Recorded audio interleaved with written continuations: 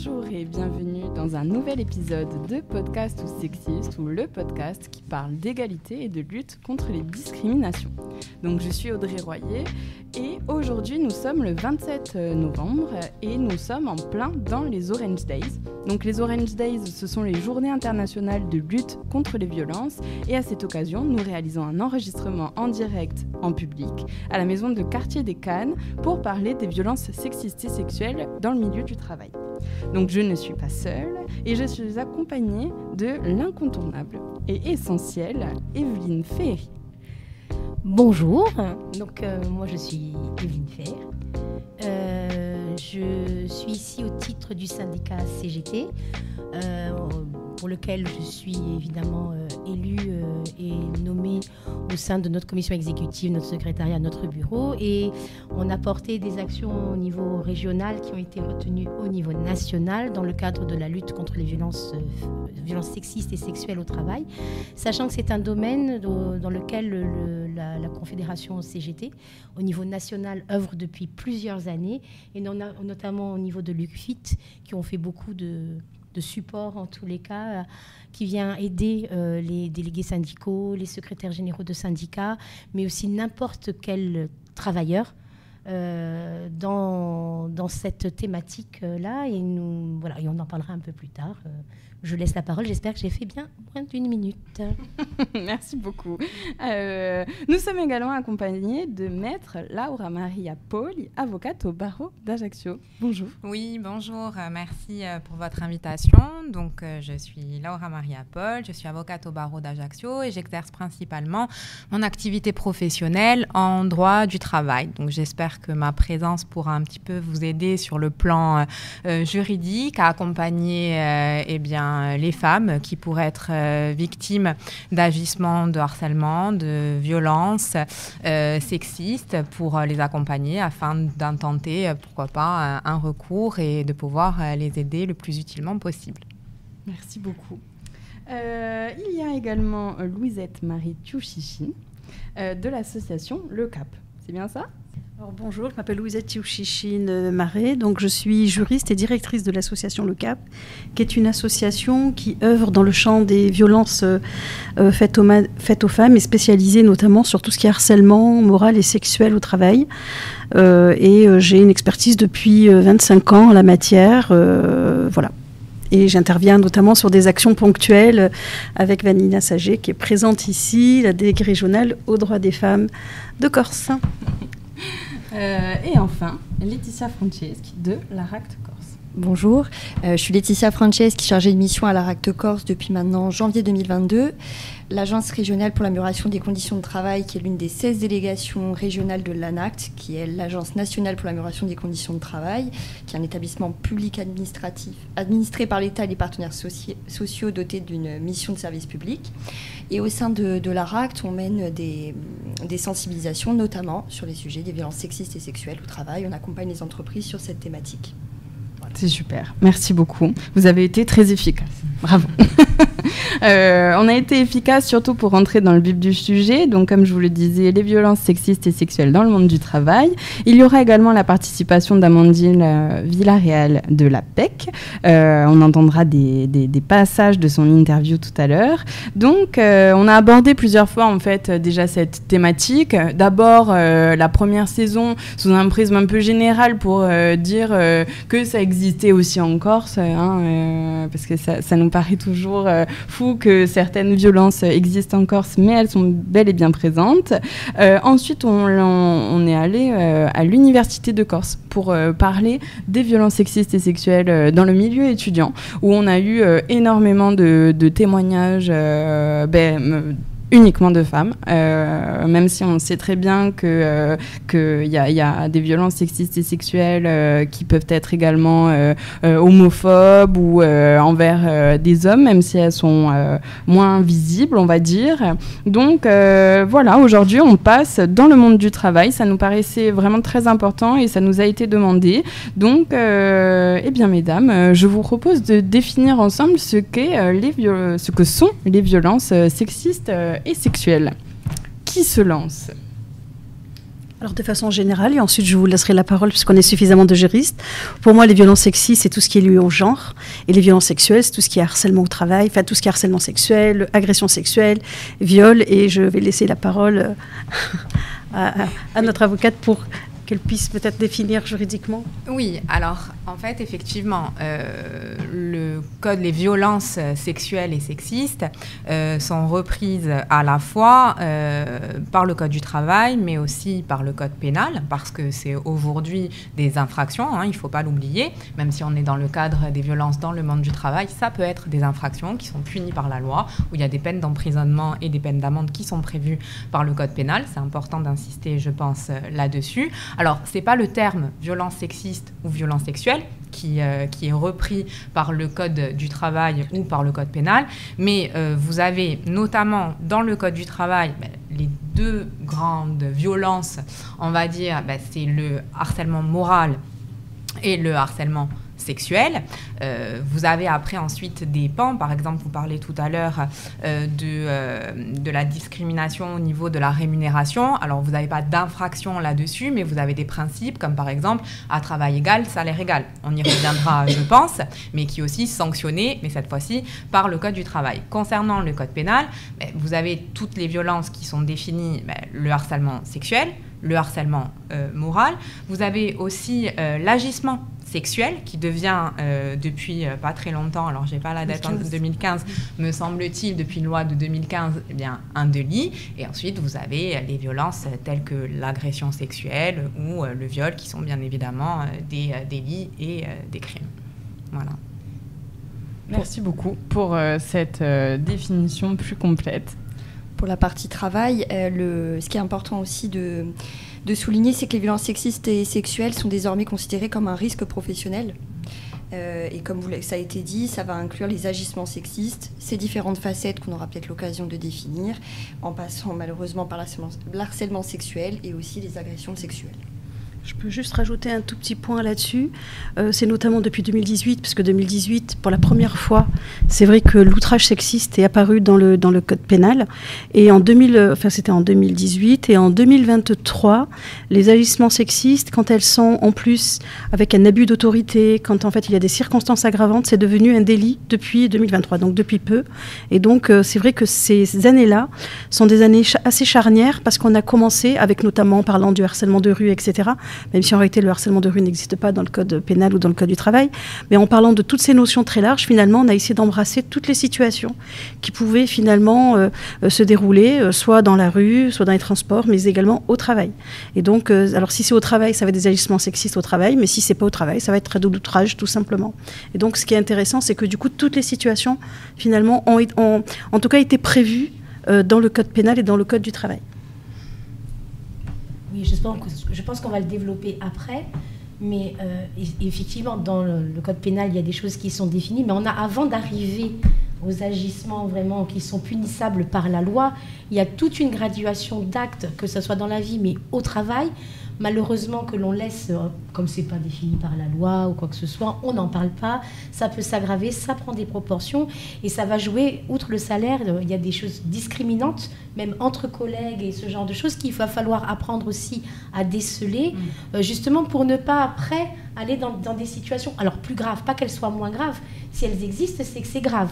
Donc voilà, c'est de pouvoir aussi avoir ces réflexes, changer, la société change, le monde du travail a changé et les codes ont changé. Et il faut que ça change dans le bon sens. Voilà, je pense qu'on développera sûrement après, parce que c'est pas parce qu'on a la parole plus libre que les gens s'autorisent à parler, s'autorisent à dire non, ou à dire non, là tu rentres dans ma bulle et tu franchis une limite que je ne t'autorise pas.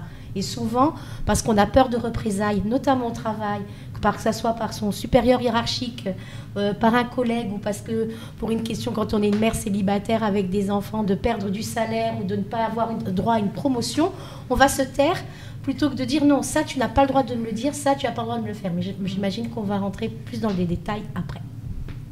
Oui, non mais c'est important ce que tu dis, parce que la parole est plus libérée, mais en attendant, est-ce qu'on l'écoute ? Et puis j'émets quand même un peu une réserve en Corse, notamment parce que là on a fait un appel à témoignages et qu'on n'a pas réussi à récolter. Donc peut-être qu'après c'est quand même les personnes ont porté plainte, mais se taisent un peu pour pas que ça sache ou qu'il y a des pressions peut-être extérieures dont on parlera peut-être tout à l'heure pour qu'elles n'en parlent le moins possible.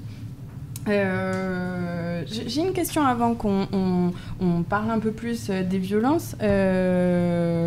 Pourquoi est-ce que c'est intéressant de regarder ces violences sexistes et sexuelles à travers dans le monde du travail spécifiquement?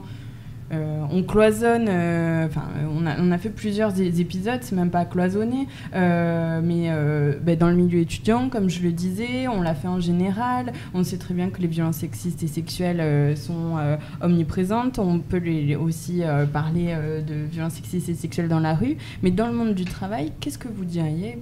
Pourquoi est-ce que c'est important d'en parler? Je commence. Alors, déjà parce que c'est là où on passe le plus de notre temps. On est plus souvent au travail quand on travaille, en tous les cas, plus souvent au travail qu'à la maison ou en famille. Donc ça occupe 8 heures de notre journée.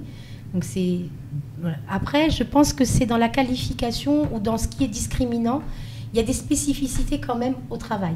Je pense qu'après, tout ce qui est reconnu par le code pénal, que ça soit dans le mode du travail ou dans la vie de tous les jours, ôtez-moi d'un doute si je me trompe, un viol, c'est un viol, quoi. Je veux dire, il n'y a pas de lieu où on le fait. Non, mais ce que je veux dire, voilà. Après, malheureusement, le fait d'avoir autorité sur quelqu'un et de faire pression va peut-être faciliter. Voilà, ça, je vous laisserai répondre sur ces questions-là. Mais je pense aussi que le monde du travail crée aussi ces conditions de violence sexiste et sexuelle. Alors, beaucoup chez les femmes, mais voilà, on voit une discrimination à tous les niveaux, même pour les hommes. Donc, de toute façon, attention, il faut on sait bien que c'est plus souvent les femmes qui le sont. Je ne vais pas me faire la défendresse de situation. Voilà. Mais je pense qu'on y passe beaucoup de temps et qu'ils sont vecteurs de leur propre discrimination qui ont évolué avec le temps. La secrétaire d'aujourd'hui, c'est pas la secrétaire des années 60. Si je peux me faire le porte-parole d'une dame qu'on a interrogée à mon travail, je travaille dans un service social, sur la question du genre et des métiers genrés. Quand elle a voulu être secrétaire à son époque, donc dans les années 50, son père l'a répudiée, l'a renvoyée de chez elle, l'a traitée de pute. Aujourd'hui, on ne verrait pas ce genre de situation. On ne va pas dire à un homme ou une femme qui veut être secrétaire qu'elle est une prostituée. Voilà. Donc il y avait cette image aussi du travail, d'une femme qui travaille pour un patron. Aujourd'hui, même s'il y a d'autres formes de discrimination, ce n'est plus celle des années 50. Le monde du travail a évolué, mais je ne suis pas sûre que toutes les mentalités ont évolué en même temps. Donc maintenant, je laisse la parole. Alors moi j'ai un autre regard puisque ça fait 25 ans que je fais ce que je fais. On parle aujourd'hui de MeToo, mais moi dans la région PACA, je peux vous garantir que j'ai médiatisé pas mal d'affaires et j'étais une teigne, ce qui m'a valu d'ailleurs beaucoup de problèmes parce que du coup on ne m'aimait pas trop. Hein, il faut dire que oui, mais à l'époque c'est vrai que c'était pas reconnu, tout simplement parce qu'en réalité il y a des endroits où il y a des tabous. On le voit sur l'inceste. Il y a des années de ça, je me rappelle d'une émission que j'avais vue où dans les années 70, on appelait notamment la victime pour lui dire mais vous voulez briser les familles, tout ça. Et donc, le monde du travail, et c'est encore le cas d'ailleurs pour le harcèlement au travail, pour certains types de discrimination, c'est qu'en réalité on en parle, mais c'est très très tabou, parce qu'il y a énormément de préjugés. C'est-à-dire que déjà, c'est très clivant, parce qu'on pense toujours qu'on oppose un employeur à un salarié, alors que c'est pas du tout le cas. Et si on regarde les statistiques, notamment, je sais plus de quelle époque, du Défenseur des droits, c'est 80% sont des salariés entre eux. Et le préjugé, c'est les gens ne veulent pas travailler, alors dès que, voilà. Parce que des fois, on a galvaudé cette notion, et donc du coup en fait on mélange tout et on parle de ce qu'on ne connaît pas forcément, et donc il y a beaucoup de préjugés. Les gens c'est parce qu'ils veulent de l'argent, les gens c'est parce qu'ils veulent pas travailler. Dès qu'on dit à quelqu'un de pas travailler, finalement il est victime de harcèlement, alors qu'en réalité il y a une définition juridique, on rentre dans la définition ou pas. Il y a des particularités en droit social hein, et au niveau pénal sur notamment les régimes de la preuve, mais la réalité c'est que c'est tabou. Et je le compare toujours. Si ma fille m'écoute, elle me dit bah, moi, ça fait 20 ans que tu dis ça. Ben oui, mais ça fait 20 ans que je le pense. C'est qu'il y a 20 ans, quand on disait que c'était difficile de prouver les violences conjugales parce que c'était dans l'intime, et aujourd'hui, on n'arrête pas de condamner. Ça veut dire que quand on a envie de se donner les moyens de voir, finalement, de voir des choses, on les voit. Et là, le droit du travail, c'est encore un microcosme fermé, alors qu'en réalité, ça crée quand même des situations intolérables, des gens qui perdent leur travail. Et le travail, c'est un caractère alimentaire. Et je trouve qu'on l'oublie trop souvent. Et je trouve que les victimes de violences au travail sont quand même un peu les oubliées finalement un peu des victimes, même si on en parle quand même plus. Mais sur le harcèlement moral, en réalité, d'ailleurs, on ne peut pas parler du harcèlement moral sans finalement ne pas parler du harcèlement sexuel, alors que c'est autre chose, parce qu'on a encore de la peine à parler de ces sujets-là, parce que les gens, dès qu'on leur dit quelque chose, ils ne veulent pas bosser. Et après, je clôturerai là-dessus. Moi, ça fait depuis 25 ans que je m'en occupe et je me suis toujours dit que ça allait avoir une incidence sur le monde du travail. Et je pense qu'aujourd'hui, on le paye. Parce que moi, j'ai beaucoup vu des gens et j'ai même eu des fois des personnes qui ont fait des tentatives de suicide, qui ont essayé de se pendre, ou même j'ai eu des fois des familles qui apprenaient que leurs proches avaient été victimes de harcèlement et qui s'étaient suicidés. Et c'est vrai que, quid de l'image que ça peut donner au niveau des enfants, etc., qui voient leurs parents en souffrance au travail. Et moi, je pense qu'on le paye aujourd'hui.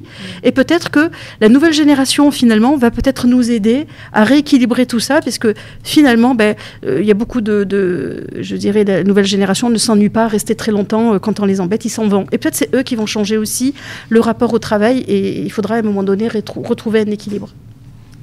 Oui, Merci beaucoup et je vais rebondir. Comme je l'ai dit tout à l'heure aussi, les violences sexistes et sexuelles au travail sont un risque professionnel. Au-delà des agressions sexuelles, de l'harcèlement sexuel qui est répréhensible, il y a les agissements sexistes, comme ça a été dit, qui sont parfois un peu passés sous silence parce qu'on n'arrive pas à les définir. On est même dans la définition qu'on donne, parfois on la re-questionne. Tout à l'heure, on disait le sexisme bienveillant, mais qu'est-ce que c'est, mais ça existe. Le sexisme masqué qui existe aussi au milieu, dans le travail.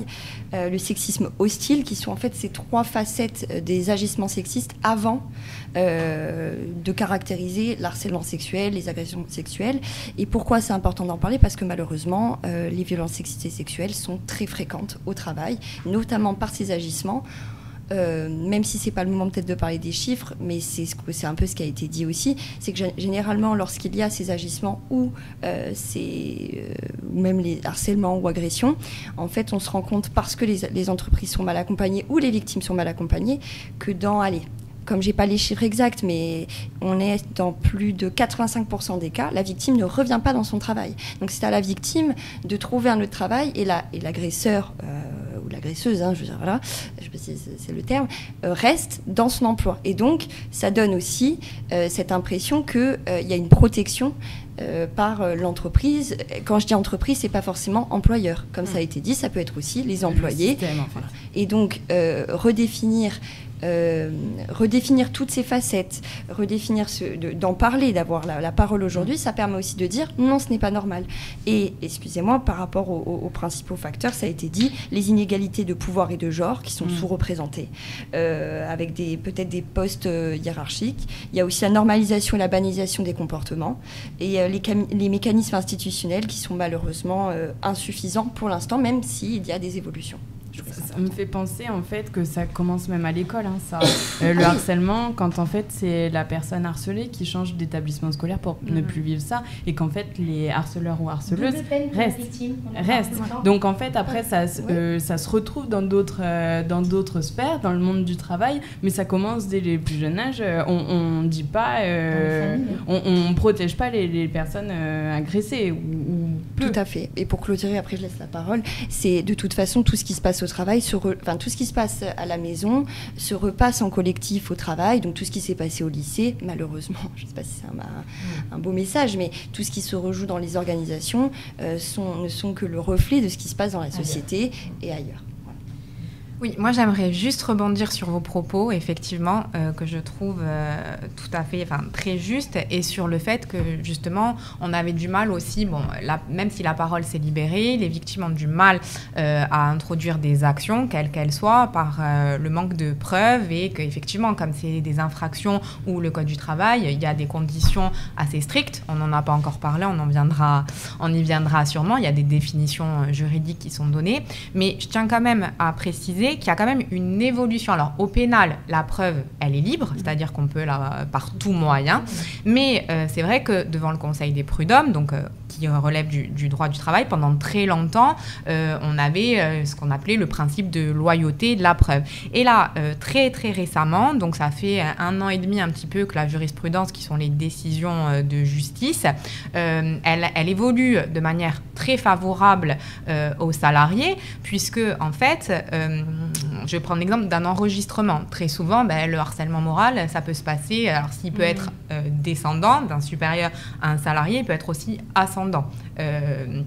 Et donc, nécessairement, ça peut se passer dans un bureau, sans témoin, sans éléments de preuve. Et donc, en fait, la Cour de cassation admet depuis très peu la preuve du harcèlement, en fait, par le biais d'un enregistrement, si celui-ci est l'unique moyen, si cet élément, en fait, est l'unique moyen de prouver les faits avancés par le salarié, ce qui est tout à fait logique, puisque si vous déposez plainte au pénal, vous pouvez donner cet enregistrement, mais dans le monde du travail, on n'a pas le droit de produire cet enregistrement-là, ce qui était un petit peu hypocrite, entre guillemets. Et donc, c'est vrai que c'est une évolution, je pense, qui est à noter, qui est considérable, parce qu'on peut justement démontrer par ce biais-là, et ça fait, je pense, avancer les choses et corrobore la parole des victimes, quelles qu'elles soient.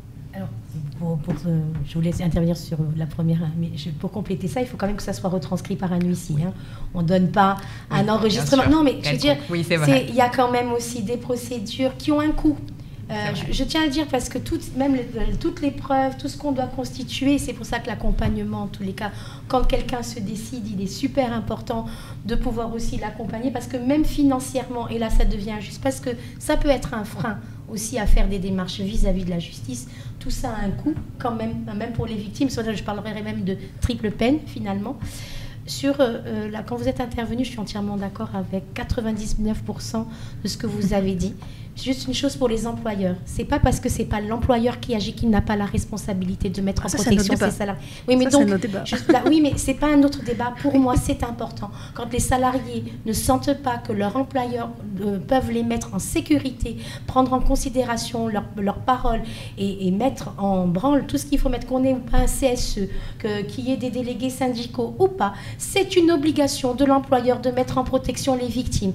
On doit faire une enquête et pendant ce temps-là, ce sont les 2 personnes qui doivent être, pour lesquelles on doit proposer un plan d'action. Donc c'est pour ça que là, dans le milieu du travail, en tous les cas, là où je ne suis pas d'accord, souvent les gens ne vont pas faire les démarches parce qu'ils ne se sentent pas soutenus à l'intérieur, soutenus à l'extérieur.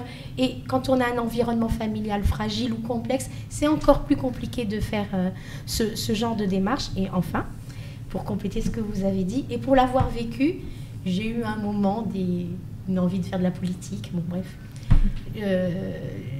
Moi, on m'a demandé mon CV, mes justifications, presque que je donne mes diplômes. Mais combien d'hommes qui sont élus et qui siègent, qui ne savent ni lire ni écrire et qui s'endorment dans l'hémicycle? Parce que une femme, alors là je prends ma casquette féministe, je sors même presque un peu du contexte, et on a à la CGT une jolie petite image que je te donnerai si tu veux la mettre. J'ai un BTS secrétariat de direction, un diplôme de stéréotypiste et de conférence, une licence en droit, un doc d'allemand, une maîtrise d'anglais et un doctorat en japonais. Et le patron qui répond « Parfait, allez me préparer un café ». Parce que c'est souvent ce qui se passe. Et Florence Foresti, alors j'aime beaucoup l'humour parce que ça fait passer beaucoup de messages, l'a dit dans un de ses spectacles, quand elle dit si les femmes devaient parler réellement sans filtre, sans rien du tout, quand le patron lui dit d'aller faire les 500 copies alors qu'elle a un master de je sais pas trop quoi, elle a dit ben non, on va plutôt demander à Gérard, qui ne fait rien de la journée et que vous avez promu, qui est payé 1 000 € de plus que moi, et qui est sans diplôme, on va lui demander à lui plutôt qu'à moi, et moi je vais aller faire la présentation pour lequel je suis formée et que j'ai des compétences. Et donc pour lesquelles j'ai des compétences.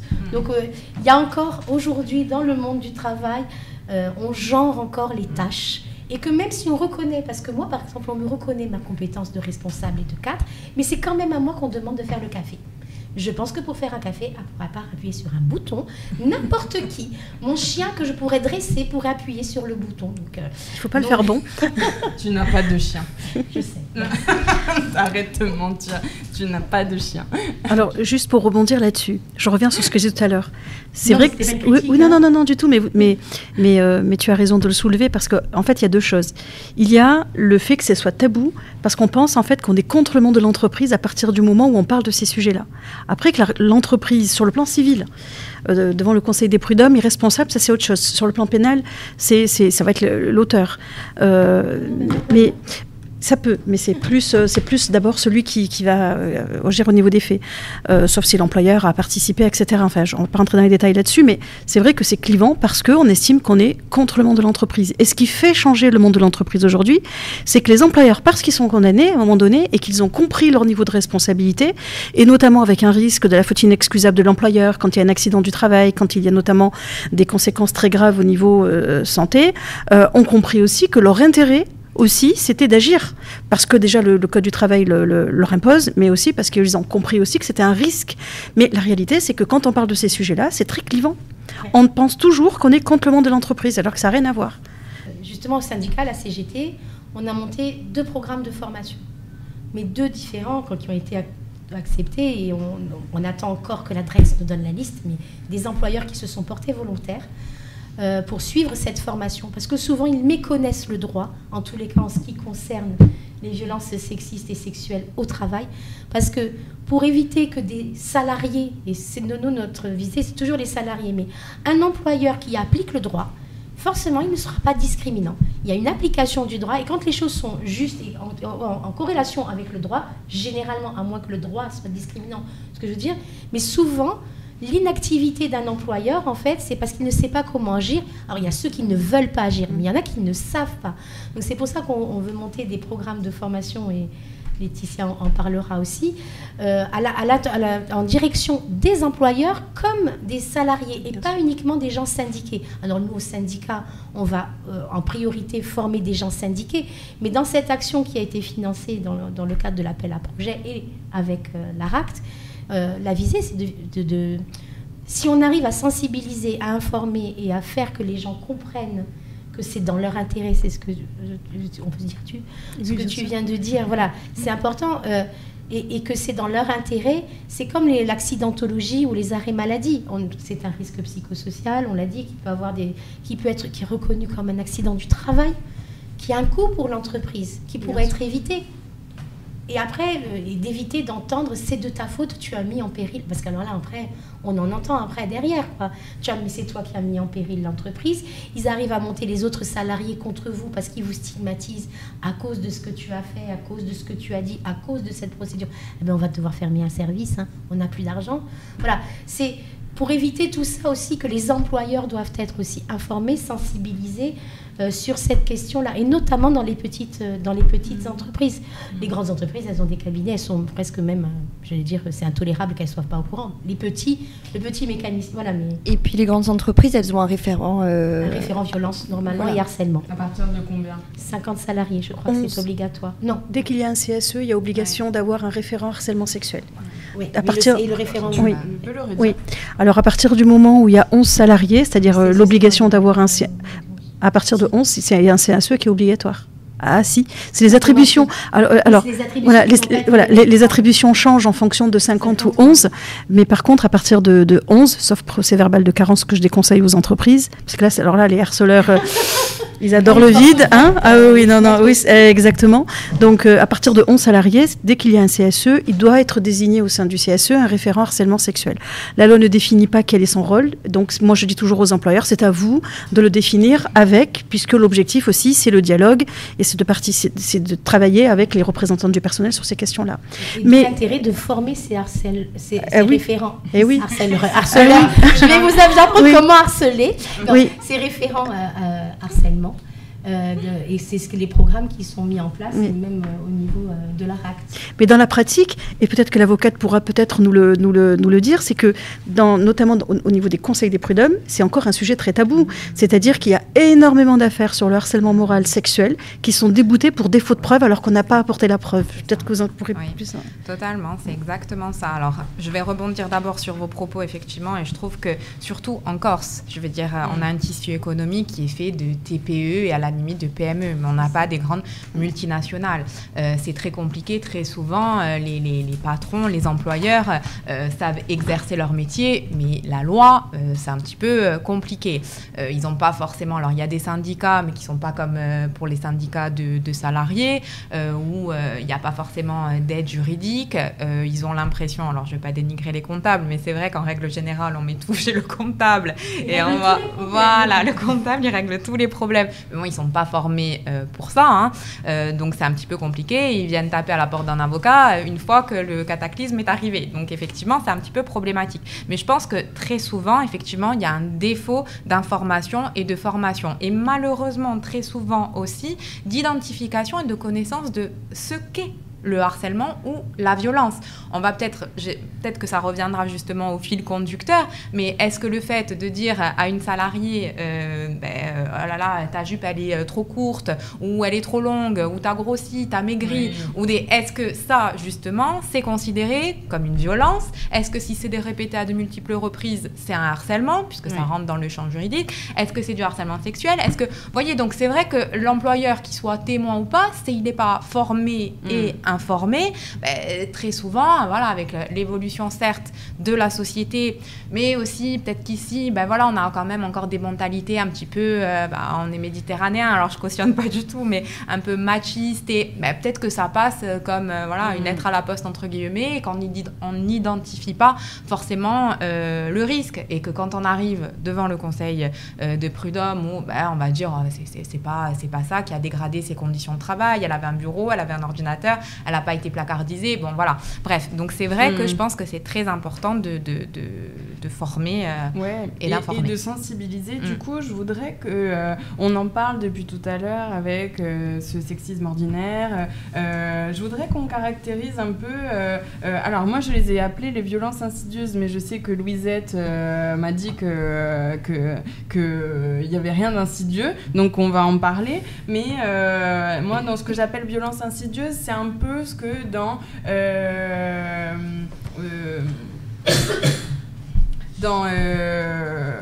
on a du mal en fait à caractériser que c'est du sexisme ordinaire, que c'est de la violence, parce que bon, il a commenté ma tenue, mais en soi il m'a pas mis les mains aux fesses, donc en fait c'est pas une violence, alors qu'en fait c'est une violence, et c'est à partir de ça que les personnes, il y a une brèche, donc les personnes s'infiltrent à travers cette brèche pour, comme tu le disais, que la violence s'intensifie progressivement, parce qu'on laisse aussi les personnes, malheureusement, parce qu'en fait il faut mettre des barrières, alors que les personnes devraient se mettre les barrières elles-mêmes, Oui, Laetitia. Pour répondre, moi je dirais que déjà c'est important donc, d'avoir une définition. Par exemple... Alors, toi tu l'appelles sexisme bienveillant. Alors à la RAC, on a mis en place un jeu de plateau qui sert à sensibiliser les entreprises, donc notamment les employeurs et les employés. Mais le but de ce jeu de plateau, c'est de discuter, en fait de faire discuter un collectif. Parce que comme depuis tout à l'heure on le dit, généralement, les collectifs savent très bien définir harcèlement sexuel, agression sexuelle. Mais lorsqu'on est dans tout ce qui est agissement sexiste, donc il y a ce qui est considéré comme non-sexisme, ce qui est considéré comme du sexisme bienveillant, qui est mis entre guillemets, qui est tout ce qui est agissement sexiste de type propos paternaliste ou appellation familière. Moi, c'est ce que j'appelle ordinaire, mais oui, ça peut aussi. Après, il y a tout ce qui est sexisme masqué, agissement sexiste de type blague, humour sexiste, répartition des tâches selon les stéréotypes de sexe, exclusion de certaines tâches ou actions. Et on a le sexisme hostile, avec agissement, pareil, sexiste de type manifestation d'irrespect ou de mépris, injures, propos dégradants, remarques culpabilisantes sur les responsabilités familiales, par exemple, avec des articles du Code du travail. Ça a été défini. Et en fait, ce qui est important, c'est lorsque, dans ce jeu de plateau, mais qui reste qu'un outil, ou même le violentomètre, c'est de rediscuter avec un collectif sur qu'est-ce qui a été dit, qu'est-ce qui est acceptable, qu'est-ce qui ne l'est pas. Ça veut dire que des fois, au sein de ce jeu de plateau, il y a des collectifs qui ont dit « Mince, hier je t'ai appelée Miss, est-ce que ça t'embête ?» La personne va dire « Non, moi ça ne me dérange pas. » Et donc on revient à du compte. Comment c'est vrai que ça, finalement, en regardant... Ma biche, par exemple, ma biche, ça me met plus mal à l'aise. ma biche, selon s'il y a les investisseurs, oui, ça me dérange. Je me demandais de faire le café lorsqu'il y a tous les investisseurs entre nous, je m'en moque. En fait, c'est aussi des fois tout simplement redemander aux personnes ce qu'elles... on repart sur du consentement, ce qu'on apprend à des enfants de 4 ans. Et donc, là, je l'ai dit un peu avec un trait d'humour, mais c'est redire en fait, remettre de la parole dans un collectif et venir redéfinir avec le collectif ce qu'on estime, redéfinir ensemble pour ne pas stigmatiser non plus, ne pas dire tu ne fais que me dire ça alors qu'en fait ça fait 1 an que la personne accepte. Il y a de ça aussi. Je dirais, dans un collectif, il y a des choses qui sont acceptables, qui ne le sont pas. Et très vite, moi, pour l'avoir vu, harcèlement sexuel, agression sexuelle, on n'a pas à revenir dessus. En revanche, tout ce qui est... C'est en ça que je disais que c'était un peu insidieux, entre guillemets. Je pense que tu vas prendre la parole là maintenant. Mais parce qu'en fait, on a du mal à le caractériser. J'arrivais pas justement à le dire, mais tu l'as très bien dit. C'est qu'on a du mal, en fait, à imaginer que ma biche... En fait, ça peut être vécu ça comme... peut être heurtant. Ça peut être heurtant pour une personne parce qu'en fait, je t'autorise pas à être proche de moi, par exemple, parce qu'on s'entend bien, etc. Mais au bout d'un moment, ma biche, c'est quand même... et je dis ma biche, mais il y en a plein d'autres. Ma cocotte. Ma belle. Voilà. Après, c'est rediscuter en collectif. Mais et souvent... de ce qui est toléré par la personne ou pas. Oui, parce qu'eux-mêmes viennent remettre par une intervenante extérieure ou un intervenant extérieur, remettre leurs propres règles, en fait, au sein du collectif, mais c'est ça, et entre collègues, en essayant de ne pas être stigmatisant. Et des fois, c'est vrai qu'on va passer des débats, et donc j'essaye toujours de recentrer, moi maintenant, je tiens plus la porte, mais comme je viens de dire, l'exemple, il est classique, mais si tu tiens la porte parce que tu es quelqu'un de poli, que tu sois un homme ou une femme, parce qu'une femme qui regarde les fesses d'un homme, c'est particulier, enfin, c'est un agissement sexiste, en fait, on peut se le dire. Voilà. Et lors de ce jeu de plateau, pour un peu il y a aussi bien ça peut être des agissements sexistes entre hommes, entre femmes, de femmes à hommes et de hommes à femmes. Et c'est un jeu de plateau avec des situations au restaurant, parce qu'on part du principe que tout le monde est déjà allé au restaurant dans sa vie, et ils viennent à répondre à la définition, qu'est-ce que tu aurais répondu, et en fait ça permet aussi pendant un jeu, de verbaliser et d'être un peu moins, je dirais, sur la théorie pure, d'être dans quelque chose d'ascendant. Voilà. Et puis ludique. Le jeu permet aussi de s'autoriser à dire à ses collègues aussi certaines choses qu'on ne s'autoriserait pas à le faire dans un cadre normal de travail, j'allais dire. C'est un temps comme s'il était suspendu, et en ça que c'est intéressant, et ça marche pour les violences sexistes et sexuelles, mais ça marche dans plein d'autres domaines, voilà, mais en termes de risques psychosociaux en général. Justement pour savoir où on place le curseur. Et là où moi je le place, c'est pas là où toi tu vas D'où la demande de consentement. Hein. Voilà, et qui peut être implicite quand tu vois qu'il faut aussi analyser le non-verbal. Il y a plein de choses. On pourrait le voir. Je te laisse la parole juste après. Il y a des signes quand même qui sont. Mais après, il y a des gens qui sont dans des schémas. Et c'est comment déconstruire les schémas. On a toujours fait ça. On a toujours dit ça. Qu'est-ce qui n'a pas entendu ça sur son lieu de travail ou dans sa vie? C'est pas parce qu'on l'a toujours fait que c'est bien. Une fois d'ailleurs on m'a dit, après je te laisse la parole, avant on faisait pipi dans le jardin, maintenant on le fait plus, donc ça montre que certaines choses il faut les arrêter. Après, il faut rassurer ceux qui vont écouter, hein, c'est-à-dire que le but du législateur, c'est pas parce que quelqu'un a dit ma belle de condamner parce que quelqu'un a dit ma belle. Hein. Il faut pas oublier au départ que c'était dans le cadre du harcèlement de rue, et c'était vraiment aussi pour sanctionner des comportements qui n'étaient pas sanctionnables.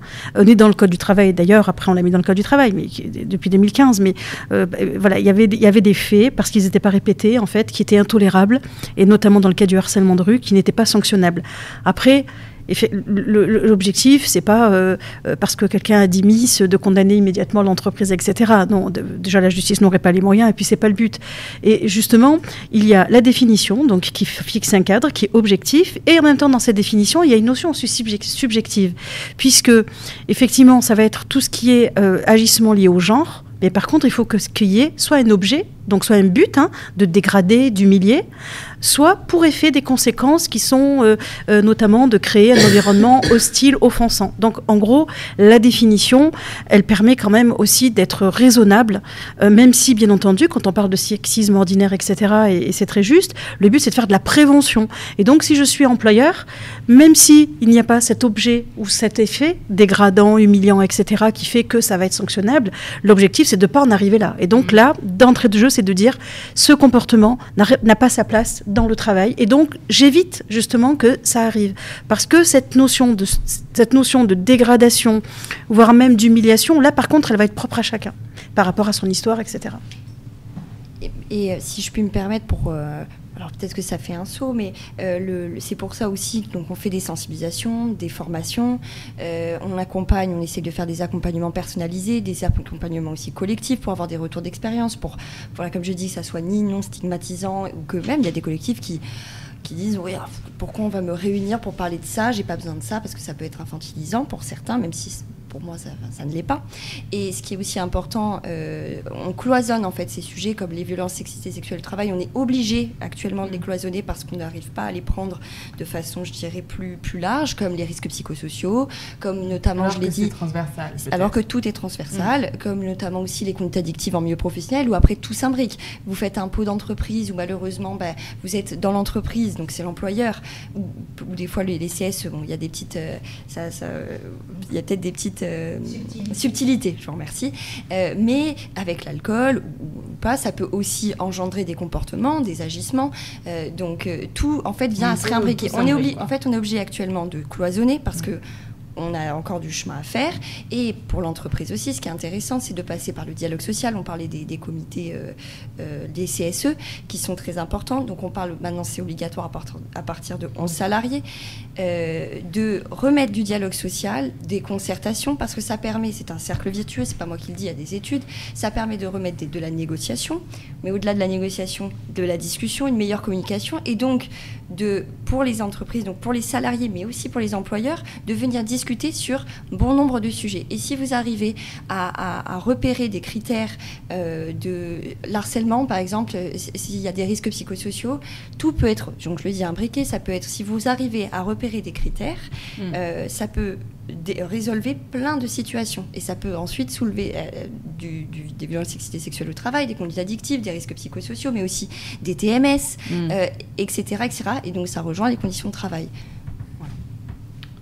Maître, est-ce que quand il y a quelqu'un qui vient vous voir, par exemple, pour du sexisme ordinaire, pour quelque chose qu'on a du mal à toucher du doigt ou du mal à prouver, comment ça se passe ? Alors, pour être tout à fait honnête, ça fait 13 ans que j'exerce ce métier. Je vous dis, c'est, on va dire, 60% de mon activité professionnelle. J'ai beaucoup de cas de harcèlement moral, femmes, hommes, plus femmes, c'est vrai. J'ai eu quelques cas de harcèlement sexuel. Mais j'avoue que le sexisme, des actes de sexisme, je n'ai jamais en 13 années, enfin en 9 ans, puisque ça fait que depuis 9 ans, eu d'action à intenter sur ça. Alors pourquoi ? Peut-être parce que les gens viennent nous voir quand on arrive à un stade tellement avancé que c'est du harcèlement, je pense. Parce qu'effectivement, sans dévoiler le contenu de certains dossiers, mais par exemple pour des cas de harcèlement sexuel, on en arrive à des échanges de SMS progressivement, l'employeur qui dit est-ce que tu peux venir me chercher, est-ce que tu peux me ramener, des SMS le soir, des invitations, et puis quand il y a le refus de la salariée, c'est des crises de colère, des crises de nerfs, voilà. Donc on a dépassé le cadre de l'agissement sexiste. L'agissement sexiste ça aurait été peut-être à 4 ou 5 messages avec des invitations ou dire, je sais pas moi, l'émission que je regarde, l'actrice elle me fait penser à toi, tu lui ressembles, t'as la même bouche, bon là on en arrive à ce niveau-là, mais quand les gens, en fait, viennent, on a déjà dépassé ce stade-là. Et je pense que c'est ça qui est malheureux parce que, justement, il y a ce défaut d'information. Je pense qu'il y a très peu de personnes, et même de professionnels, qui savent véritablement qu'il y a cette distinction avec l'agissement, avec le harcèlement sexuel et le harcèlement moral dans les codes. C'est-à-dire que, alors on en a parlé, si on s'intéresse, oui, mais je pense qu'il y a vraiment un défaut d'information sur ça. On en arrive à une très grande majorité de salariés ou d'étudiantes, où on discutait hier justement du monde politique, par exemple, où c'est des comportements qui sont tout à fait normal. C'est-à-dire de dire ma belle, t'es habillée comme ça, je préférais quand t'es habillée hier. Mais c'est la normalité. T'as grossi, t'as maigri. Ah, ça, franchement, t'as pris, qu'est-ce qui t'est arrivé? Mais c'est la normalité. Et dans la tête des femmes, ça va vexer, déjà, premièrement, mais très, très souvent, elles ne vont pas se dire mon Dieu, il a eu un comportement sexiste à mon égard, c'est puni par la loi. Non, ça n'existe pas. Enfin, moi, en tout cas, en 13 ans, et le nombre de fois où j'ai été devant le conseil de prud'homme à Ajaccio et Bastia, je n'ai jamais vu d'action sur ce point, uniquement sur ce point. Après, sur d'autres, oui, des violences, mais sur ce point-là précis, non, jamais. Mais en fait, c'est ce que je disais tout à l'heure, c'est que même nous, on accepte, et je suis sûre que si on faisait le jeu de la RACT, tous ceux qui sont présents aujourd'hui, je suis sûre que le nombre de choses que l'on laisse passer dans la journée, mais de façon presque inconsciente, parce que c'est rentré dans notre inconscient, de ne plus se révolter, de ne plus s'offusquer de certaines choses, et qu'on met sous le terme de « oh, c'est normal », ou on va dire oh, « c'est Bernard, il y en a l'habitude ». Non. Ou même entre femmes, hein, ou même aussi entre femmes, ça peut être... mais entre femmes, c'est pire que tout. Oh, parfois, c'est... bon, il t'a pas mis les mains dessus. Oui. Tout à fait. Non, les critiques. Les critiques ou même entre femmes, alors, des fois. Après, voilà, moi, il y a des choses qui sont de ce qui est défini dans le cadre du travail. Et je rebondis sur la tenue parce que c'est vraiment un exemple flagrant. Moi, je travaille dans un service social. Voilà, on a un service de portage de repas. On rentre au domicile des gens. Et hommes et femmes font ce métier. Donc, chez qui on va chez des hommes et chez des femmes. Et oui, on a demandé une tenue décente, mais on a défini la tenue décente. Donc, on n'y va pas en décolleté et en mini-jupe. On ne sait pas, quand la personne, elle est seule face à une autre personne, on ne va pas se mettre en danger ou mettre en danger la personne que l'on va recevoir. Voilà. On va donc exiger mais ça, c'est dans le cadre du travail, de la réglementation, d'un équipement professionnel adapté à ce genre de choses. Voilà, c'est pour ça que quand on parle du vêtement, c'est là où je suis d'accord avec vous, c'est là où on place le curseur. Ce qui est vraiment de la fiche de poste, du règlement, voilà, il y a des choses que même le salarié doit respecter. Et oui, il n'y a pas, ce n'est pas du harcèlement quand un supérieur demande à la personne de s'habiller différemment. Par contre, après, c'est quand ça devient... quand on sent une intention, je ne sais plus laquelle de vous, ou toutes les deux, vous l'avez dit, que derrière, on a une intention autre que celle du travail, en fait. Et c'est là où c'est difficile, même pour celle qui reçoit la parole. Ça, il me l'a dit dans le cadre du travail ou il me l'a dit à titre personnel. Et ces formations ou ces sensibilisations, des fois, il vaut mieux s'offusquer pour rien. Mais réagir, c'est important, quoi. Voilà, et pour compléter les propos, c'est que, en fait, ce qu'on est un peu en train de dire, c'est que malheureusement, les entreprises, elles vont nous appeler dans ce qu'on appelle de la prévention tertiaire, donc de la réparation, quand il y a eu un acte, parce que c'est aussi compliqué pour une entreprise de recevoir, de savoir comment agir, ou même de réceptionner une plainte, voilà. Et le but de ces sensibilisations, c'est de venir redéfinir pour rentrer dans une prévention, ce qu'on appelle primaire, c'est-à-dire avant qu'il y ait la punition, ou même primaire, secondaire. Je suis d'accord avec ce que vous dites, mais franchement, moi, ça me saoule, et je vais parler un peu vulgairement, de devoir m'adapter, moi, pour quelqu'un qui ne sait pas se retenir. C'est exactement pareil à l'école. On va demander aux petites filles de changer leur tenue parce que les garçons n'arrivent pas à se retenir. Et moi, ça me saoule. Et je suis d'accord avec toi parce que malheureusement, on en est encore là. Ah oui. Ah oui, mais alors... J'ai été obligée de demander à un de mes agents de changer sa tenue et de ne pas venir en débardeur.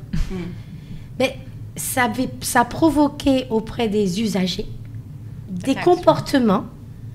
Alors qu'il suffisait de venir avec... Oui, mais c'est pas... Quand on parle des femmes, mais des hommes aussi. Et il aurait pu se faire harceler par des usagers qui venaient au service parce que c'est un bel homme, qui a de jolis muscles. Et ouais, mais c'est... quand on parle de sexisme, il faut voir aussi l'autre côté, et c'est une mise en protection et de l'agent et des usagers. Je lui disais pas de changer sa façon de s'habiller. C'est juste que je lui ai demandé, et ma collègue aussi, de ne pas porter de débardeur. Parce qu'après, ça a amené des réflexions. Oh, vous avez de belles épaules, machin, nana. Et tous les... Non, mais c'est... Oui, mais je pense que de toute façon, on est toutes d'accord, c'est que ce qui est dérangeant, c'est qu'on aimerait que ça soit pas que les réflexions cessent et qu'on puisse s'habiller que l'homme ou la femme, alors peut-être pas nu, parce que là, on n'a pas le droit, mais que ces réflexions cessent. Et comme après ça a été dit, le problème, c'est que ça fait malheureusement des années que ça dure, et même dès le lycée, en fait, on a des agissements sexistes. Oui, le lycée, même avant. Hein. Oui. Parce que, même avant. Louisette, un petit mot. Alors sur tout ce qui relève justement des violences sexistes, c'est vrai qu'il y a aussi des situations de discrimination qui sont celles de la maternité, de retour de congé maternité, notamment dans les petites entreprises. Par rapport à ce qui a été dit justement des dossiers, quand on reçoit une victime, déjà quand on reçoit un plaignant, parce qu'on ne sait pas si la personne est victime ou autre, c'est vrai que ça demande beaucoup de temps, parce qu'il faut reprendre la chronologie des faits, il faut reprendre le contexte. Et moi, j'essaie toujours de faire des liens de causalité entre un événement qui a pu se produire, qui peut être d'ailleurs une discrimination par rapport à la santé, qui peut être une discrimination par rapport à une annonce d'une maternité, voire un retour de congé parental, parce que des fois, on a aussi d'autres formes de discrimination qui sont aussi des violences sexistes, parce que la maternité, c'est une violence à connotation sexiste, ou une salariée qui se rend compte que elle est moins payée que tous les bonhommes là qui arrivent et qui ont peut-être moins d'expérience qu'elle. C'est une discrimination aussi par rapport au sexe. Et ça permet aussi, dans certains cas, de saisir le défenseur des droits. Parce que dans ces situations-là, notamment quand la personne a pu à un moment donné se manifester et dire stop, ça je ne le veux plus, on parlait tout à l'heure de la notion du consentement, et quand en fait elle a des éléments, puisqu'au niveau prud'homal en tout cas, on n'est pas sur le régime de la preuve, on est sur des éléments seulement à apporter, le défenseur des droits peut enquêter. Alors, il y a deux choses. Défenseur des droits, quand la victime a déjà porté plainte et quand elle n'a pas porté plainte. Quand elle a porté plainte, le défenseur des droits est obligé de demander l'autorisation au parquet. Et ça, par contre, moi, ça me dérange dans le sens où, selon les parquetiers, vous avez systématiquement des acceptations et selon des parquetiers, vous avez des refus.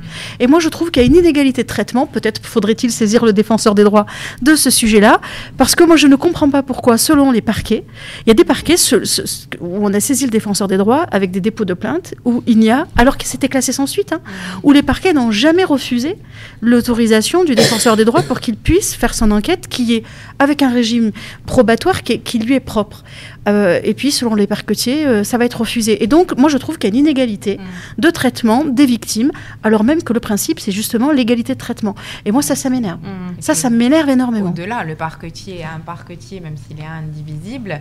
Vous montez à Bastia, les éléments que vous allez produire, peut-être qu'ils vont lui suffire justement à poursuivre. Et peut-être qu'à Ajaccio, je dis ça, sans exemple en tête, et peut-être qu'à Ajaccio, les éléments que vous produisez feront que nécessairement, il ne poursuivra pas, il classera sans suite l'affaire. C'est toujours la difficulté. Et face à un classement sans suite, au pénal, c'est compliqué de réagir. Et puis la victime, elle peut se dire, si elle fait une plainte au pénal qui est classée sans suite, ce qui est malheureusement encore très, très, très, très souvent le cas, on va pas, je n'ai pas de chiffres, mais voilà, c'est vraiment une réalité. Au pénal, il y a énormément de classements sans suite.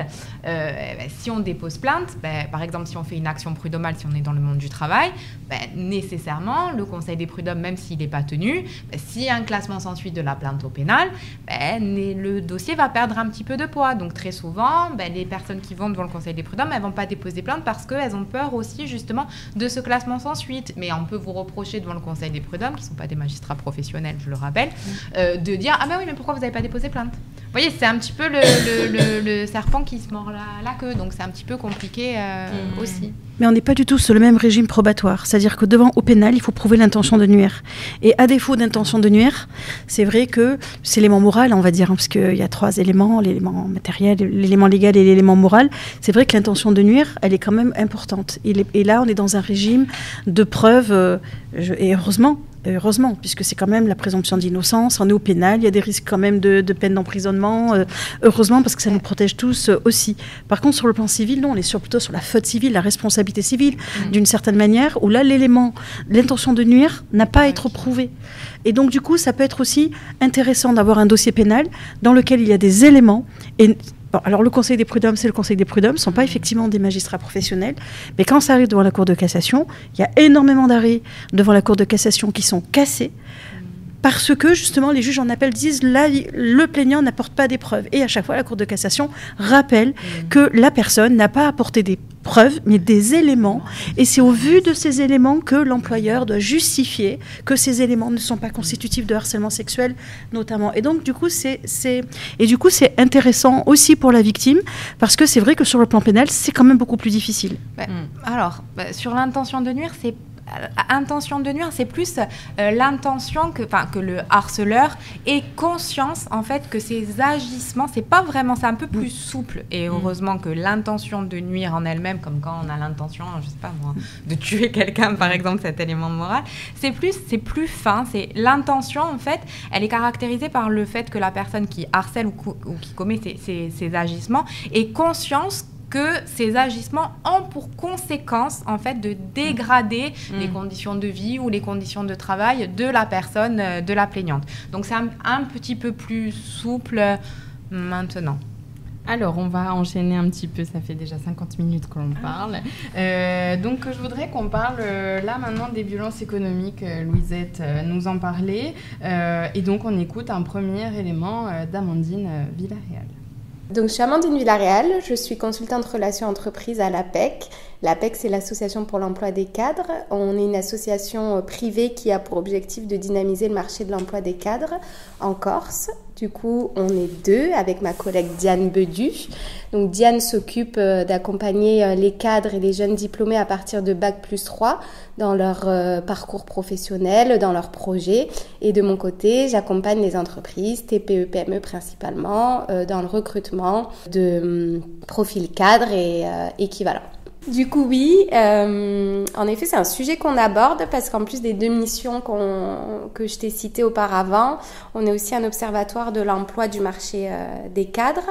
Donc, c'est une cellule qui est à Paris et qui a pour rôle de sortir des études régulièrement. Et l'inégalité de genre au niveau des métiers cadres, c'est une étude qui sort chaque année. Donc là, on a sorti une étude sur octobre, il me semble, là, qui montre que les inégalités de salaire persistent et que notamment les hommes cadres gagnent 6,9% de plus que les femmes cadres. Donc c'est toujours un sujet d'actualité. On met ça en lumière, mais on met pas que les inégalités salariales, on met aussi en lumière tous les obstacles qu'une femme cadre peut avoir dans sa carrière, tout au long de sa carrière, notamment tout ce qui va être plafond de verre, puisque 20% des métiers de délégué général notamment sont occupés par des femmes seulement. On met aussi en avant les inégalités en ce qui concerne la difficulté plutôt de l'équilibre vie pro, vie personnelle, qui découle en fait d'une inégalité de répartition des tâches qui est toujours présente. Par exemple, une femme cadre est plus sollicitée à poser des jours, notamment lorsque son enfant ou ses enfants sont malades. Et on met aussi en avant la persistance des comportements sexistes, puisque 4 cadres femmes sur 10 disent être témoins d'un acte sexiste par la parole ou par les gestes, encore en 2024, au moins de temps en temps dans leur entreprise. Donc oui, c'est des sujets qu'on met en avant, et notamment par le salaire, mais par d'autres obstacles. C'est encore un sujet maintenant en 2024. Et donc, je lui ai demandé en quoi est-ce que c'était une violence ? On peut parler principalement de violence économique, j'ai envie de dire, puisque du coup, on crée une dépendance. La femme va être dépendante financièrement, et du coup, ça va augmenter forcément sa vulnérabilité. Tout au long d'une carrière, du coup, le fait de moins gagner au niveau de l'épargne, au niveau des investissements, ça va être plus compliqué. Du coup, on peut s'imaginer que sur des femmes plus âgées, en fin de carrière, on a un risque de précarité. Là, je sors un peu du spectre cadre, mais on peut avoir des risques de précarité quand tout au long de votre carrière, vous avez cumulé au final des inégalités. Au-delà de ces inégalités, au-delà de cette violence économique, on a une violence symbolique puisque quand on est systématiquement à sous-rémunérer, à sous-payer les femmes, on dévalorise aussi le travail féminin et ça amène à renforcer tout ce qui va être stéréotype de genre du coup et renforcer les équilibres de pouvoir entre les hommes et les femmes. Alors moi, j'appelle pas ça des violences économiques. Je vais faire ma Louisette, mais voilà. Mais c'est de la discrimination par rapport au sexe, hein, en réalité. Et justement, là aussi, on voit que le fait de passer, je dirais, par d'autres biais, c'est que finalement, on l'a mis un peu à part. La réalité, c'est que, appelant un chat, hein, c'est une discrimination par rapport au sexe. C'est même dans le code pénal. Pour autant, on voit très bien qu'il faut faire des plans égalité, professionnels, etc. Et il y a tout un travail justement avec la déléguée régionale aux droits des femmes et la DRET sur ces sujets-là. La réalité, c'est que si on regarde les textes tels qu'ils sont, c'est de la discrimination par rapport au sexe. Donc, et là aussi, une femme qui serait moins payée et qui pourrait justifier de critères non objectifs parce que sa rémunération ne serait pas basée sur des critères objectifs, pourrait très bien aussi, là aussi, saisir le défenseur des droits, aller devant le Conseil des prud'hommes. Outre le principe à travail égal, salaire égal, si en fonction du genre, ça s'appelle une discrimination par rapport au sexe. Après, dans les discriminations, d'ailleurs, on en rajoute tellement qu'il y a des trucs, je n'arrive même pas à les comprendre, parce que franchement, il faut arrêter. Déjà, appliquons ce qui existe, parce que c'est tout le problème de la législation. Au départ, on avait un peu parlé en aparté, on parlait justement de la loi, c'est qu'en fait, on fait beaucoup de lois, mais déjà, faudrait-il appliquer ce qui existe. Mais si on appliquait les textes de façon littérale, tels qu'ils existent, ça s'appelle une discrimination par rapport au sexe, et c'est même un délit. Si je peux... Alors, pour rebondir sur l'aparté qu'on a eu tout à l'heure, c'est l'application des lois, et donc de donner les moyens de les appliquer, parce que des fois, elles sont inapplicables parce qu'il n'y a pas les moyens en face, financiers, matériels, humains, tout ce qu'on veut. Hein. Et le syndicat CGT défend le 15h40. C'est-à-dire qu'on appelle, et souvent au 8 mars d'ailleurs, aux femmes de s'arrêter de travailler à 15h40, parce que sur une journée de 8 heures, après 15h40, on travaille gratuitement. Donc c'est au niveau de la discrimination, au niveau du salaire. Et c'est des mouvements qui existent depuis les années 70, hein, c'est pas quelque chose de nouveau. Donc c'est pour ça que je suis entièrement d'accord. On nous rabat à ces oreilles-là, mais la discrimination de salaire, rappelez-vous de ces travailleuses de chez Ford, qui ont mis à mal quand même une grande entreprise en Angleterre, qui faisait... Alors, et les hommes considéraient ça comme une tâche subalterne.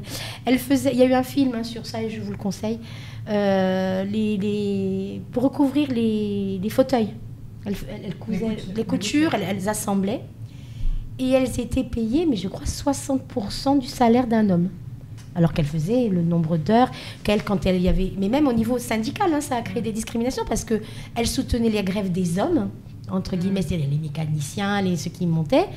Et elles, quand elles ont voulu défendre leurs droits, même dans leur propre syndicat, il y a eu des réactions en disant « Mais non, les filles, vous n'allez pas faire grève. » Et puis, les patrons, ils se sont dit « Oh, ces bonnes femmes, elles ne vont pas tenir. » Mais ça a duré. Jusqu'au moment où ils se sont retrouvés en rupture de stock. Et comme ils n'avaient pas leurs revêtements pour recouvrir leur fauteuil, ils ne pouvaient pas sortir les voitures. Et d'un seul coup, ils se sont rendus compte, tiens, ces petites bonnes femmes, elles servent peut-être à quelque chose. Et c'est monté jusqu'au Premier ministre, à l'époque, anglais. Je crois que c'est en anglais. Il y a un très beau film là-dessus. Oui, et en fait, elles ont obtenu d'être revalorisées jusqu'à 80%, parce qu'il fallait reprendre le travail, car c'était une situation tendue. Mais encore aujourd'hui, elles ne sont toujours pas à 100%. Et chez nous, en France, on n'est toujours pas à 100% d'égalité. Donc moi, quand il me parle d'égalité professionnelle au niveau national et les préconisations, qui commencent à appliquer les lois, c'est-à-dire qu'à travail égal, salaire égal, à compétence égale, salaire égal, qu'on soit un homme, qu'on soit une femme. Et il y a même des discriminations, je vais plus loin, vis-à-vis de l'âge. Et alors, quand vous cumulez entre le sexe, la race, l'âge, le handicap, alors, quand on coche l'équation, l'orientation sexuelle, moi, qu'on me demande encore aujourd'hui sur un CV si je veux en faire des enfants ou si je veux fonder une famille, moi, c'est incroyable. Oui, c'est incroyable. Sur la mobilité aussi. En quoi le fait que j'ai envie ou pas d'avoir des enfants, que j'en ai ou que j'en ai pas, va me rendre moins compétente qu'un homme. Parce que beaucoup d'hommes disent aussi, hein, moi je le vis chaque jour, il faut que j'aille chercher mon fils à l'école. Hein, donc, je sais pas, ils ont beaucoup d'enfants, ces hommes dont ils s'occupent, plus que les femmes. J'adore. Oui, non, sur ça, oui. Alors, effectivement, quand les discriminations au niveau du salaire, mais alors à l'embauche aussi, et ça, c'est tout à fait vrai. En fonction, une jeune femme qui a entre 25 et 35 ans, qui a un super bon CV, qui est super compétente, il est fort possible que la question du fait de savoir si elle a déjà des enfants ou si elle en veut, ce qui suppose dans la tête de l'employeur nécessairement un arrêt de travail pour congé, puis peut-être pour arrêt maladie, donc nécessairement, voilà, on raisonne en termes de logique, de rentabilité, et que nécessairement, une personne qui va avoir un enfant, ça va coûter à l'entreprise, donc on préfère directement ne pas l'embaucher. Ça, c'est une vraie réalité. Il y aurait toujours des excuses, parce qu'après, elle va être trop vieille, avant, elle est trop jeune, elle n'est pas expérimentée, après, elle va avoir des enfants. Donc, en fait, il y a toujours des excuses. Tu parlais de ces hommes qui ont des enfants et qui vont les chercher. Il n'y a pas d'excuses pour eux. Donc, il n'y en a que pour les femmes, en fait. Et c'est une... Alors que les mentalités changent. Dans Louisette nous disait, c'est une violence même à l'embauche. Dans le couple, ça évolue. C'est ça qui est paradoxal, parce que les hommes s'occupent de plus en plus de leurs enfants, alors qu'il y a 30, 40 ans, quoi. Donc, c'est ça qui est paradoxal. Tu parlais des violences économiques. Parlons des menstruations. Oui, mais c'est une question. On parlait d'où ça parlait de discrimination. On n'a pas choisi d'avoir nos règles. On est fait comme ça par nature. Par contre, on le paye tous les jours. Et pour les familles qui ont peu de revenus, c'est un vrai coût financier, les menstruations. Et elles le payent doublement. Donc, non seulement elles sont en souffrance, et ça, je veux dire, demain, quand je le dis vraiment, je ne suis pas contre les hommes, mais ça serait un problème masculin. Ah oui, ça n'en serait pas. Non, mais il y aurait une loi il y déjà pas qui aurait de problème sur ça, et la gratuité. Hein. Je veux pas dire, mais... Ça me scandalise. Enfin, mais je le dis sincèrement parce que... Ah oui, je fais trop référence à Florence Foresti. Oui. Je ne prends pas les choses comme une blague, mais elle a le don de mettre sous le sens de l'humour, de mettre en lumière les choses. On parle le cas de la poussette. D'un seul coup, les poussettes deviennent beaucoup plus faciles à refermer depuis que les hommes s'investissent dans... Non, oui, je suis désolée. Depuis qu'ils vont au parc... Avec leurs enfants, les poussettes se ferment beaucoup plus facilement qu'avant. Je dis ça comme ça, mais... Après, on déborde. Après, il y a la ménopause. Hein. Oui, mais c'est un sujet pris en... Il y a l'endométriose. Oui, mais après, il ne faut pas exagérer non plus. Je dirais, l'employeur, il ne peut pas être non plus responsable de tout. Voilà, parce que j'ai un moment... Oui, choisir à un moment donné. Oui, non, parce qu'à un moment, en fait, il était question de légiférer sur ce point-là, mais on ne va pas poser un congé pour dire j'ai mes règles. Non, mais ce n'est pas possible. Enfin, j'espère qu'on n'arrivera jamais. J'espère qu'on n'en arrivera jamais à ça, quoi. Un employeur... Pas, parce que des personnes qui ont... l'endométriose, ça se fait pour les personnes atteintes de l'endométriose. Oui, après quand un salarié pose, je dirais, d'ailleurs, l'employeur n'a pas à savoir pourquoi le salarié est malade ou pas malade, et pourquoi, voilà, ça le regarde pas. Je vois pas pourquoi, pour les règles, ça le regarderait. Moi, je sais qu'à un moment donné, je crois qu'ils en avaient parlé, en fait, en Espagne, je me suis dit, j'espère qu'on va pas aller jusque-là, parce que là, il faut, à un moment donné, arrêter, quoi, je veux dire. C'est-à-dire que là, à un moment, on va après dans tous les sens. Et je trouve pas que ce soit protecteur je pour moi. On peut trouver un terrain d'entente, à savoir il y a quelques jours dans un mois où la personne, de toute façon, va être moins productive parce qu'elle ne va pas être bien, rattrape tes heures. Je sais que je l'ai déjà fait avec des employés où j'ai toujours embauché que des femmes, pas parce que c'était mon choix, mais parce que de toute façon, je n'ai eu que des candidatures de femmes, où quand elle me disait je suis pas bien, est-ce que je peux rester en télétravail, c'était un oui, de l'adaptation. Et si la personne est trop mal, je préfère que tu prennes ton après-midi et que tu viennes 3 heures de plus le lendemain pour rattraper tes heures, plutôt que tu ne fasses rien ou que tu fasses mal parce que t'es pas bien, en fait. Je pense qu'il faut aussi jauger, on s'en fout de savoir si c'est pour des règles ou si c'est pour autre chose, mais en attendant, c'est quand même ce que toutes les femmes vivent, ou une grande partie, parce qu'il y a des douleurs menstruelles et parce que c'est quand même hyper incommodant, et je pense qu'il y a un terrain d'entente à trouver sur ce sujet-là. Pour recentrer, par rapport à quelques points, c'est très intéressant, je trouve, ce débat. il y a des choses qui sont faites actuellement sur tout ce qui est endométriose, prise en compte des conditions de travail par rapport aux endométrioses, ménopause. Également, alors j'ai pas envie de faire c'est pas le même lien, mais si on organise et qu'on visualise aussi en termes de conditions de travail les maladies chroniques évolutives, où des gens en fait vont invisibiliser leurs maladies et vont adapter eux-mêmes leur travail. Enfin bref, tous ces sujets doivent être posés, réfléchis en termes de conditions de travail. Donc ça, c'est vraiment recentré sur le travail, ou même si ça a des problématiques médicales, pour avoir aussi le respect du secret professionnel. Mais ça pose aussi des questions managériales. Pareil, le télétravail, oui, mais ça veut dire réfléchir, parce que ça reste qu'un outil, que ça ne soit pas non plus la porte ouverte, parce que ça peut être aussi on le voit, il y a beaucoup plus de femmes qui prennent du télétravail. Pour quelles raisons ? Est-ce que c'est pour les tâches ménagères ? Est-ce que c'est pour la mobilité ? Est-ce que c'est pour gérer les enfants ? Etc., etc. Et après, si je fais une petite aparté par rapport à la situation économique, de toute façon, si on part de là, il y a des études qui sont menées. Pour les menstruations, en tant que femme, on paye plus. Alors, c'est très personnel, je ne me maquille pas, mais le maquillage, parce qu'on demande à des femmes d'être beaucoup plus apprêtées, ou la société du moins, le maquillage a un coût, les soins ont un coût, l'épilation et là je sais que je décentre un peu, mais si on part par là, et il y a plein d'études par exemple, où même en plus certains produits sont plus chers, le fameux rasoir rose. Voilà, le fameux rasoir, pour répondre à ces points.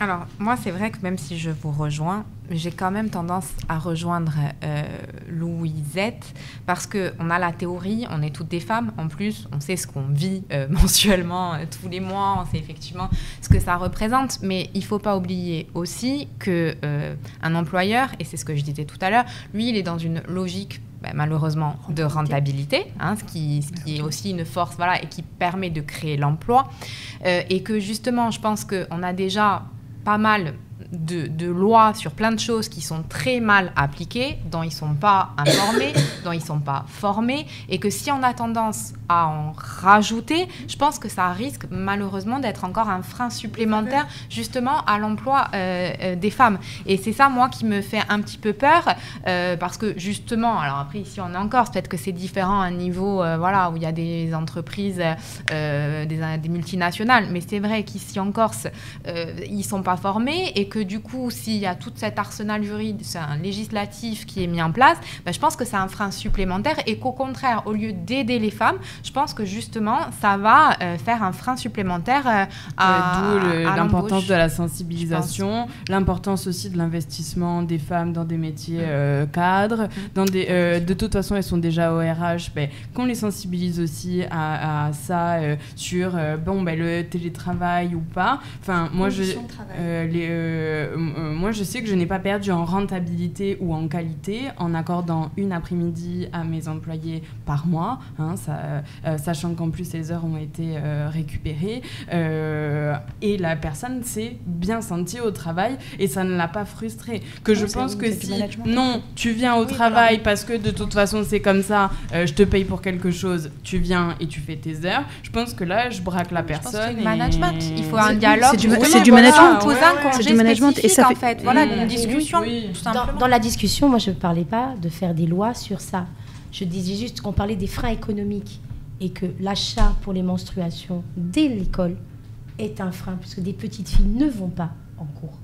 Donc il y a même un frein à l'apprentissage, tout ça, parce que ils n'ont pas d'argent pour manger. Je ne vois pas comment ils peuvent... Maintenant, il y a des expérimentations dans beaucoup de lycées de rendre les serviettes et les tampons, mais maintenant on en est à un débat sur le fait que ça soit cancérigène. Bon, ça c'est autre chose.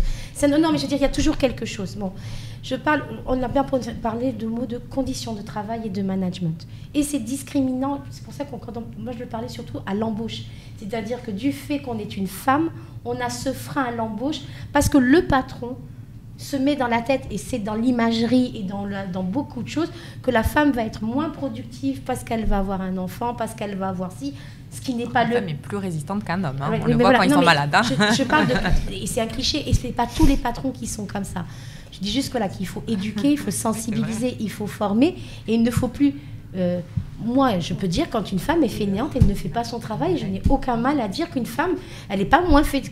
Quand quelqu'un est fainéant, homme ou femme, il est fainéant. Je veux dire, pour moi, c'est pas un problème de sexe. C'est un problème de comportement au travail et de respect Voilà. Mais dans les conditions de travail, là où je suis d'accord avec Audrey, un comportement de dire, bien sûr, je comprends ta situation à un moment T, mais comme un homme pourrait être empêché pour autre chose, il y a des hommes qui sont des familles monoparentales et qui ont aussi des obligations de prendre en compte la situation de l'agent à un moment T et de lui laisser l'opportunité de proposer de rattraper les heures ou de faire autrement ou de dire je reviendrai tel jour.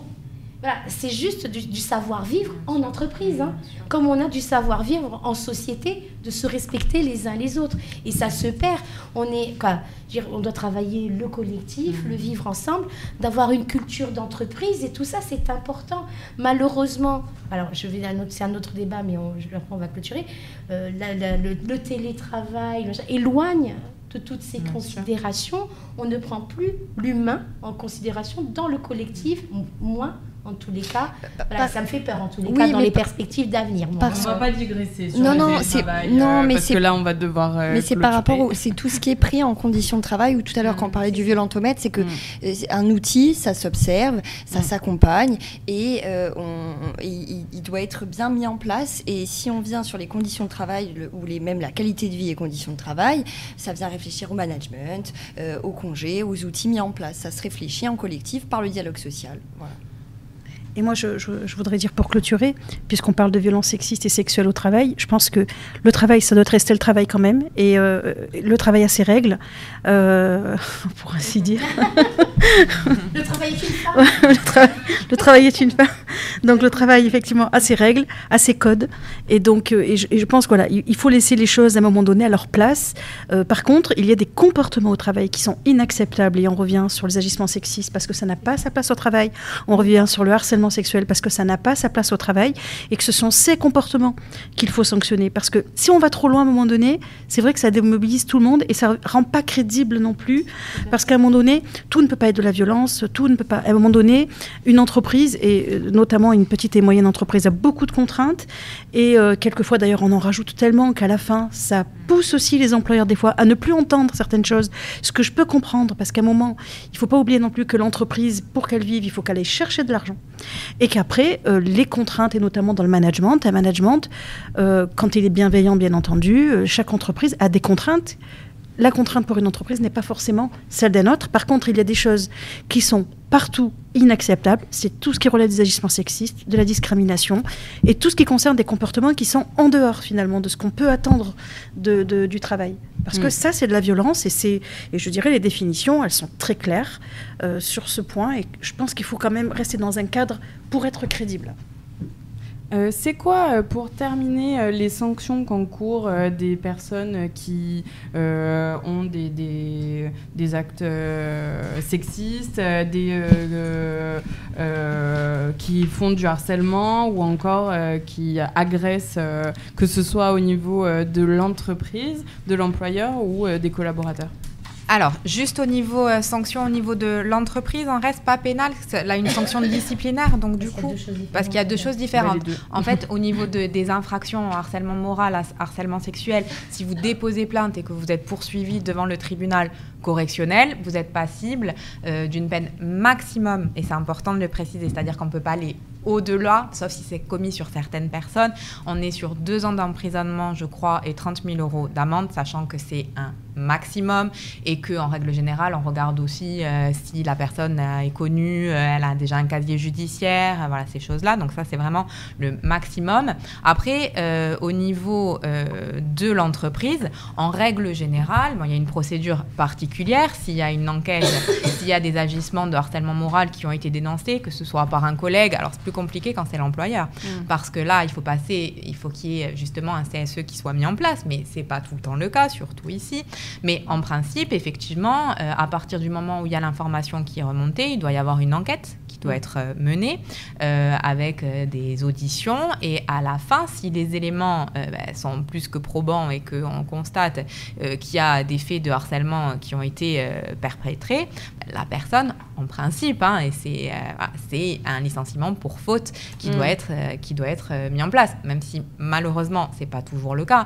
Mais s'il y a des agissements de harcèlement moral qui sont avérés, qui remontent à l'employeur, Si lui ne fait pas ça, c'est lui qui se met dans une position de faute parce qu'il a quand même, et ça c'est au pénal ou en droit du travail, l'employeur, il ne faut pas oublier qu'il a une obligation de sécurité à l'égard de ses salariés. Donc l'obligation de sécurité, c'est une obligation de moyens renforcés, c'est-à-dire qu'on doit mettre en place des moyens pour protéger les salariés, mais en amont. Et une fois qu'ils sont ces moyens mis en place, mais une fois que le harcèlement est connu, ou tout agissement, c'est pas que le harcèlement, par contre, nécessairement, il est là pour protéger les salariés. Donc si demain, il est informé et qu'il ne fait rien, c'est sa responsabilité à lui. Et, juste, je voudrais alerter s'il y a des salariés qui entendent ce podcast, en fait, qu'il y a des délais de prescription et qui sont très courts en procédure... et c'est que je crois que c'est dans les 12 mois. Donc, au-delà des... je ne veux pas m'avancer, mais alors, quand un salarié dénonce à son employeur... Non, c'est 5 ans. 5 ans, pour lancer une procédure, il y a... un an sur des faits de... ces contestations de licenciement. De licenciement. Mais en tous les cas, de bien se renseigner sur les délais, parce que selon les fautes et selon les choses, il y a des délais qui peuvent être très courts. Malheureusement, quoi, je veux dire... je préfère... Une petite phrase pour conclure, Evelyne. Voilà. Elle n'a pas parlé des autres peines, puisqu'on a parlé que du harcèlement moral, mais il y en a beaucoup. Et si jamais on pourra mettre les liens, comme tu l'as dit, je pense que c'est important de savoir. Et moi, je dis que, en conclusion, sur la lutte contre les violences sexistes et sexuelles au travail, il n'y a rien de mieux que la communication, la prévention, l'information. Parler à un collègue, parler dans sa famille, parler à un ami, à un conseil, à une organisation syndicale, quelle que soit. Même si on a l'impression qu'on se dit « Oh non, je me monte la tête ». Non. Je veux dire, si on a le moindre doute, la moindre question, il faut verbaliser la chose. Et après, on peut travailler dessus, orienter. Et je pense que là, autour de cette table, et même là dans le public, on vient de différents organismes, de différentes structures, mais on peut passer le relais.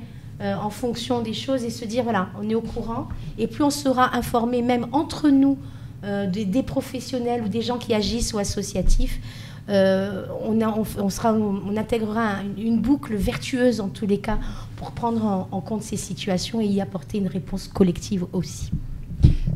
Pour conclure, déjà merci encore pour l'invitation, pour ces débats vraiment très enrichissants. La conclusion au niveau entreprise et plutôt pour la RACT, ce serait vraiment regarder pour les sensibilisations qui existent, les formations qui sont mises en œuvre et ne pas laisser de côté le dialogue social parce que c'est vraiment un levier très très important autant pour l'employeur que pour les salariés. Voilà. Merci beaucoup. Une petite conclusion ? Alors, une petite conclusion, 1 heure, ça passe très vite, effectivement. Donc, quand les débats sont intéressants, je pense qu'il aurait presque fallu faire un thème harcèlement moral, un thème harcèlement sexuel, un thème violence sexiste, parce que dans le monde du travail, il y a tellement de choses qui se passent. Donc, effectivement, il y a des organismes, il y a des organisations syndicales. Je pense qu'il y a 2 priorités. C'est effectivement, comme vous l'avez dit, c'est parler. C'est très important de se confier. Il y a des structures qui existent justement, de se confier. Et la deuxième chose, et moi je pense que c'est vraiment le levier le plus important, c'est de former et de sensibiliser les employeurs parce que justement, dans le monde du travail, c'est vraiment eux qui peuvent être, alors malheureusement des fois acteurs, mais qui peuvent être aussi témoins et agir au mieux pour faire cesser et surtout protéger les salariés. Lanceur d'alerte. Complètement. Alors, je souscris à tout ce qui a été dit et pour préciser ce que tu disais et ce que vous disiez aussi sur la libération de la parole et la prévention dans les entreprises, c'est que la peur n'empêche rien. Il y a beaucoup de salariés qui n'agissent pas et qui agissent trop tard, quand notamment ils arrivent dans les organisations syndicales ou chez devant un avocat. Et la peur n'empêche rien parce que ça finit toujours mal. Ça finit de toute façon toujours par soit une inaptitude, donc par licenciement, parce que soit la personne ne peut pas y aller, soit parce que de toute façon elle va être virée. Or, le fait de parler, par contre, ça peut empêcher ça. Donc voilà, la peur n'empêche rien, donc il faut le faire en amont, avant d'arriver à finalement une situation où la personne va être éloignée de son emploi et elle va risquer de l'être définitivement. Je vous remercie beaucoup pour toutes ces informations. Merci aussi de vous être déplacés dans ce public très nombreux pour cette thématique très intéressante et très importante. On mettra du coup toutes les informations en description. Surtout si vous êtes témoin ou victime de violences, ne restez pas seul. Contactez des organes, quels qu'ils soient, des institutions, pour au moins être dans la boucle et ensuite connaître le parcours.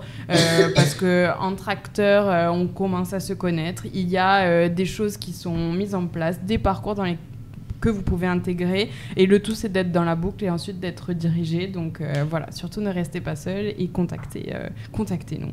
Je vous remercie énormément et je vous dis à très vite pour un nouvel épisode. Merci.